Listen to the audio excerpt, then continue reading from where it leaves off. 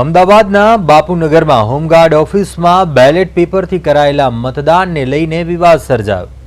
Home guard ઓફિસમાં ખોટી રીતે બેલેટ પેપર પર સિક્કા કરવાની પ્રક્રિયા થતા હોવાનું કોંગ્રેસનું કહેવું છે અને કોંગ્રેસના આક્ષેપ પ્રમાણે ચૂંટણી અધિકારી હાજર ન હોવા છતાં બેલેટ પેપર પર એક જ વ્યક્તિ 50 થી 60 જેટલા બેલેટ પેપર પર સિક્કા મારી રહ્યો હતો, જે અંગે જાણ થતાં બાપુનગર વોર્ડના કોંગ્રેસના ઉમેદવારોને મોટી સંખ્યામાં કાર્યકર્તાઓ પણ હોમગાર્ડ ઓફિસ ખાતે પહોંચી ગયા હતા અને હોબાળો મચાવ્યો હતો, જે બાદ પોલીસ પણ તાત્કાલિક ઘટના સ્થળે પહોંચી હતી અને હોમગાર્ડ કમાન્ડર સ્નેહલ પટેલ ભાજપ સાથે જોડાયેલો હોવાથી ખોટું ચાલતું હોવાનો કોંગ્રેસે આક્ષેપ કર્યો।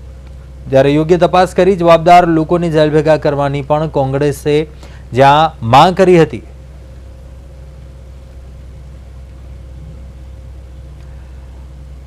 વધુ વિગતો સાથે output editor Naresh Makwana live જોડાયા છે। નરેશ, બેલેટ પેપરથી મતદાન થઈ રહ્યું હતું અને તે દરમિયાન વિવાદ થયો। કોંગ્રેસે જ અવાજ ઉઠાવ્યો કે ચૂંટણી અધિકારીની ગેરહાજરીમાં મતદાન થઈ રહ્યું હતું।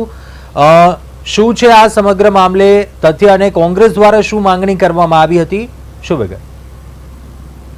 બિલકુલ કુંજ, જે પ્રમાણે તમે જણાવ્યું એ પ્રમાણે કે બાપુનગર વિસ્તાર છે અમદાવાદનો અને ત્યાં ગઈકાલે છે એ બેલેટ પેપરથી છે એ હોમગાર્ડ જવાનો જે છે તેમનું મતદાન ચાલી રહ્યું હતું।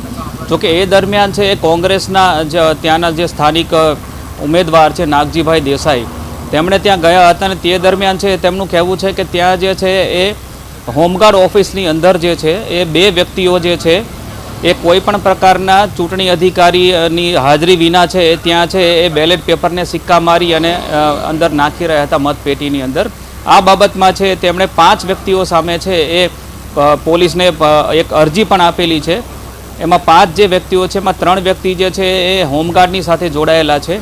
એ સિવાયની જે એક વ્યક્તિ જે છે એ હોમગાર્ડ જે છે તેના જે ઇન્ચાર્જ છે અને તે ભાજપ સાથે જોડાયેલા છે, એ પ્રકારનો આક્ષેપ છે કોંગ્રેસના ઉમેદવારે કરેલો છે। અને આ સિવાય જે ચૂંટણી અધિકારી કે જેમની ફરજમાં આવે છે તે જે તે જગ્યાએ હાજર રહેવાનું, એવું પણ ત્યાં હાજર નહોતા। તો આ 5 વ્યક્તિઓ સામે છે એ કોંગ્રેસના ઉમેદવાર જે છે નાગજીભાઈ દેસાઈ બાપુનગરના, તેમણે જે છે એ પોલીસને અરજી આપી છે।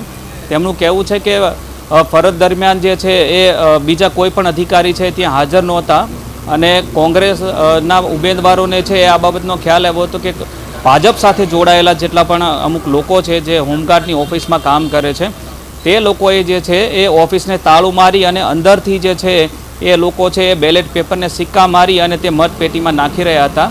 તથ્ય કેટલું છે એ હજુ સુધી છે એ પોલીસ તપાસ કરે એ પછી ખ્યાલ આવશે। પણ અત્યારે જો આ બાબતમાં છે આપણે વધારે વાત કરીએ તો કોંગ્રેસે જે આક્ષેપ લગાવેલો છે એ સૌથી મોટો આક્ષેપ એ છે કે હોમગાર્ડના જે પણ અત્યારના ઇન્ચાર્જ અધિકારી જે છે તે સ્નેહલ પટેલ જે છે તેઓ ભાજપના પૂર્વ મહામંત્રી રહી ચૂક્યા છે અને એ રીતે તેઓ જે છે એ હોમગાર્ડ જવાનો જે છે તેમનું જે મતદાન કાલે ચાલી રહ્યું હતું બેલેટ પેપરનું, એ દરમિયાન છે એ ભાજપની ફેવરમાં જે છે એ આખું મતદાન કરાવી રહ્યા હતા। આ બાબતનો એક વિડીયો પણ જે છે કોંગ્રેસના ઉમેદવાર છે એમનું કહેવું છે કે તેમની પાસે છે અને તેમણે પોલીસને આપેલો છે। જોકે પોલીસ જે છે આ બાબતમાં વધારે કોઈ તપાસ કરે એ પછી જ જે છે એ સાચી બાબત શું છે ખ્યાલ આવી શકે એમ છે। જી કુંજ, ચોક્કસથી નરેશ, આભાર વિગતો જણાવવા બદલ।